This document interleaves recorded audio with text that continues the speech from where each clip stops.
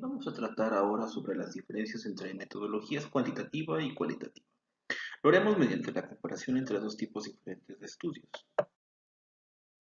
Contrastaremos pues los dos estudios que se han hecho sobre el tópico de riesgo sexual en Suecia, el tópico que se va a ilustrar con dos estudios, uno hecho por Hertz y Ramstedt, que de forma cuantitativa, y Christianson, Lalos, Bergman y Johansson de forma cualitativa.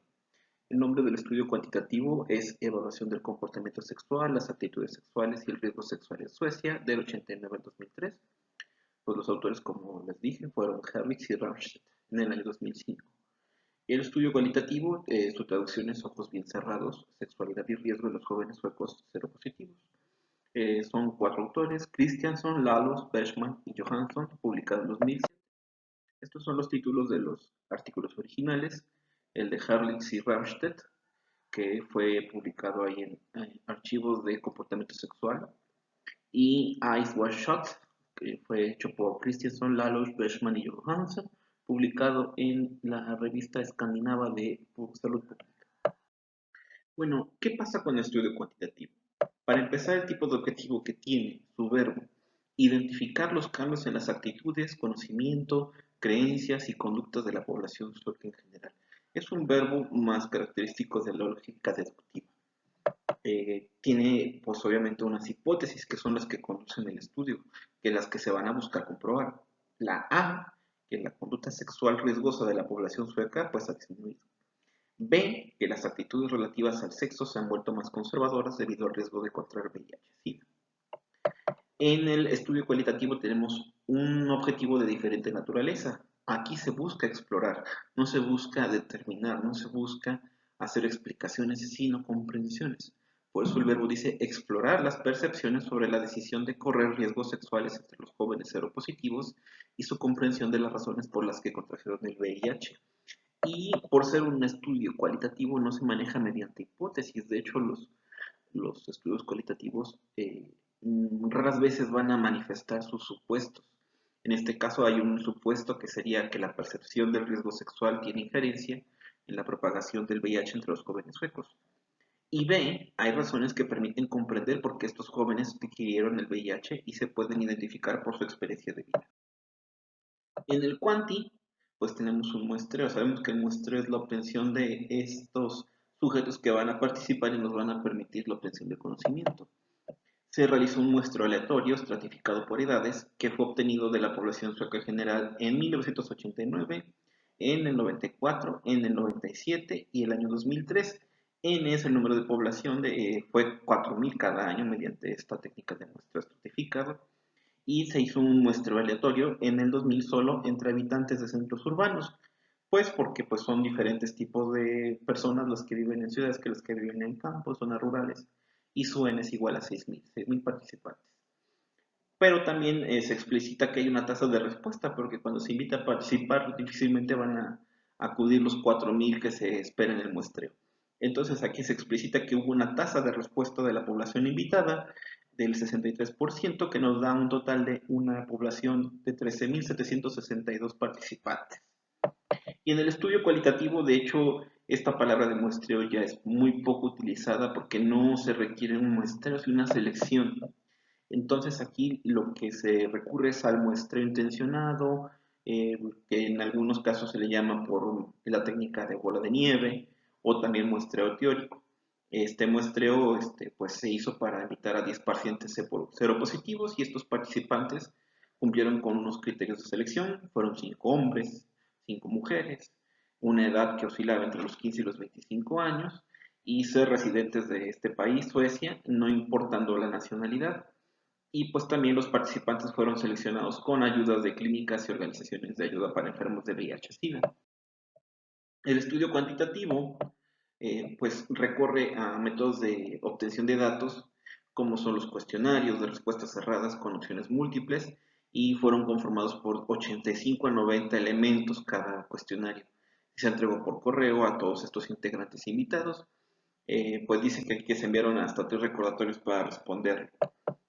Para analizar los datos que se obtuvieron una vez que se recolectaron los datos, se hizo un análisis estadístico, Se recurrió al análisis por regresión logística múltiple, que permite una determinación de influencia entre múltiples variables, que en este caso fueron edad, el sexo, el nivel educativo, sobre un resultado particular que se fue la práctica de sexo sin protección, que tan seguido se cae en este comportamiento de tener relaciones sexuales sin protección adecuada, y esto pues se buscaba predecir una probabilidad de obtención de este resultado. En el estudio cualitativo, pues tenemos un método de construcción de datos, no de recolección. En el método cualitativo, el dato se construye, se obtiene de una fuente primaria y de ese tiene que pasar a otro tipo de presentación para que el dato pueda ser analizado. En este caso se trató de entrevistas semiestructuradas a profundidad. Fueron registradas en audio primero, que este es el dato primario, y se transcribieron textualmente.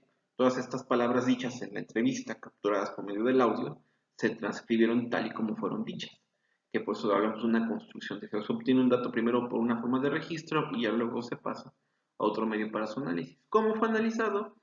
Pues se recurrió al método comparativo constante, lo que se conoce también como la teoría fundamentada, la grounded theory, que pues consiste en la codificación y análisis de las palabras, de las frases que se dijeron en estas entrevistas. Y entonces, pues, ¿qué pasa? Los análisis, en este caso los 4 analistas, recurrieron a analizar toda la muestra.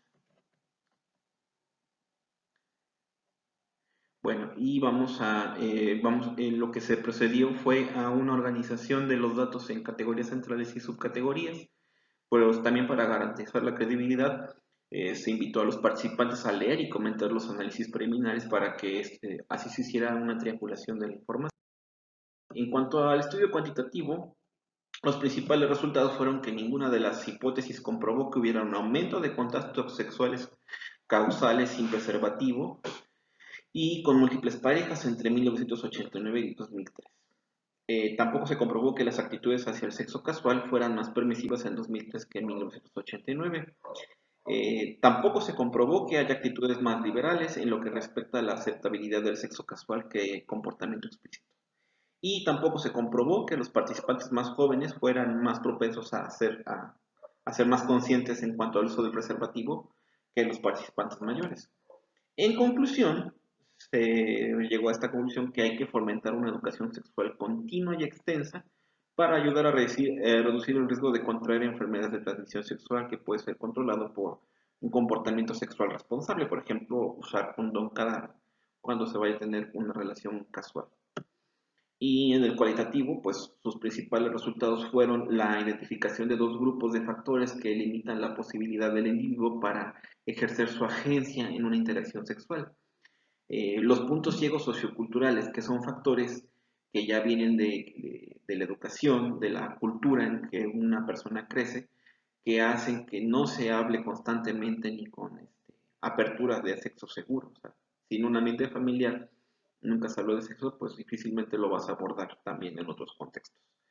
Y esta categoría del sexo consensuado al forzado se refiere a factores dentro de los encuestados que se refieren a la cuestión del placer, confianza, también la coerción que ejerce de repente una parte de la pareja, para que también derivan en riesgos de enfermedades de transmisión sexual o violencia sexual.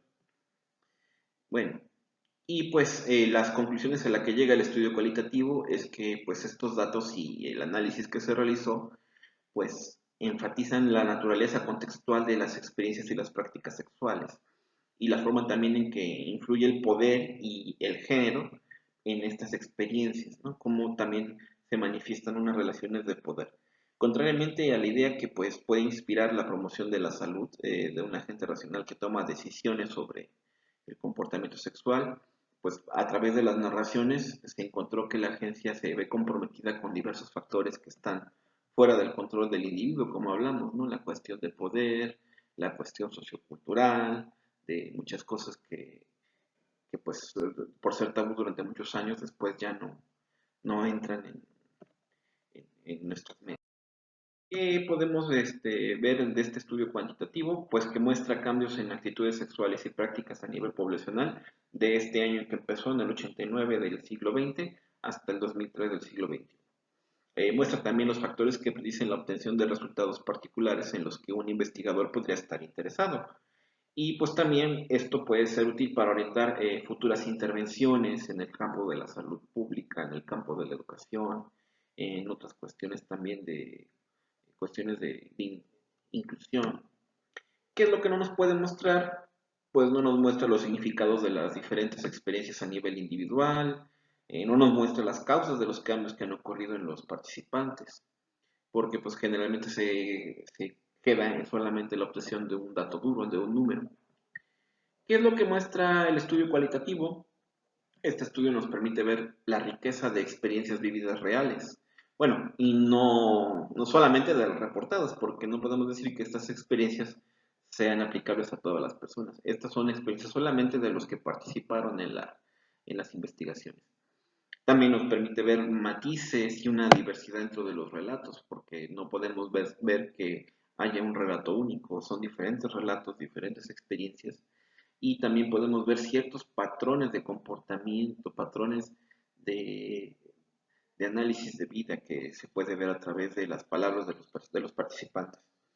También nos puede ofrecer una visión de la complejidad que viven en la negociación de prácticas sexuales más seguras, como esta cuestión del el rito que es también tener una vida sexual, ¿no? O sea, todo lo que implica llevar a cabo pues esta experiencia de vivir una sexualidad, quien la quiere vivir pues de forma abierta, ¿no?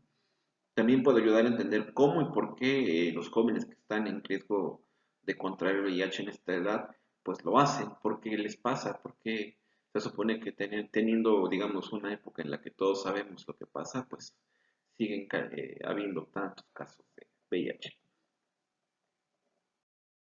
Y bueno, en cuanto a la evaluación que podemos dar del estudio cuantitativo, pues podemos evaluar, dar pues, un juicio sobre para qué es útil.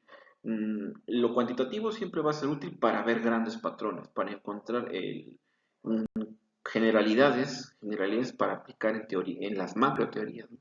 Nos permite encontrar así una gran generalidad sobre un sector grande de población y también pues proporciona un amplio conocimiento, ¿no? En esta cuestión de generalidad de método deductivo. También el estar enfocados en una correlación entre factores puede ser muy útil para orientar intervenciones en gran escala, como les había dicho, ¿no? En cuanto a gente que está en el área de la salud y como quienes necesitan también por parte de la educación. Cómo planear nuevas estrategias de abordar la sexualidad en todos los niveles. Y pues también podemos decir que no proporciona una comprensión profunda de todas estas actitudes sexuales sobre las percepciones de riesgo o seguridad sexual y por tanto pues no puede ofrecer una comprensión sobre por qué la persona hace lo que hace, porque pues por más que se planeen intervenciones en base a números y datos, pues siempre va a haber cosas que se escapan, ¿no? No se puede decir que este tipo de conocimiento nos va a permitir abordar de forma completa los fenómenos. Sobre lo cualitativo, pues podemos decir que también es útil para proporcionar comprensión, pero esta nos la da acerca de el significado que le da cada persona a la noción de riesgo y a la seguridad en cuanto a lo sexual en su vida. Podemos entender que no todos tenemos la misma noción de lo que es sexo seguro, de lo que es un riesgo con el sexo casual, pero eso solamente lo podemos saber preguntando en el uno a uno.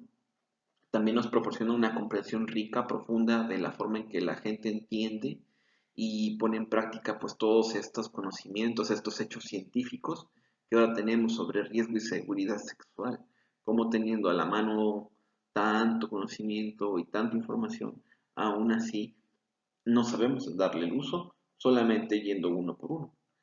Y bien, pues también podemos ver que esto nos puede ayudar en ciertos programas de intervención para dar un panorama más completo de la información que obtenemos, pues la información de estas investigaciones no nos lleva a generalizaciones. No podemos decir que lo que obtenga de una pequeña, unas solo entrevistas a 10 personas, lo puede aplicar para entender a 80 o 200 personas, que cada una tiene una forma distinta de pensar y pues no puede utilizar para hacer afirmaciones a nivel general sobre seguridad y riesgo sexual, solamente para entender particularidades del caso en sí.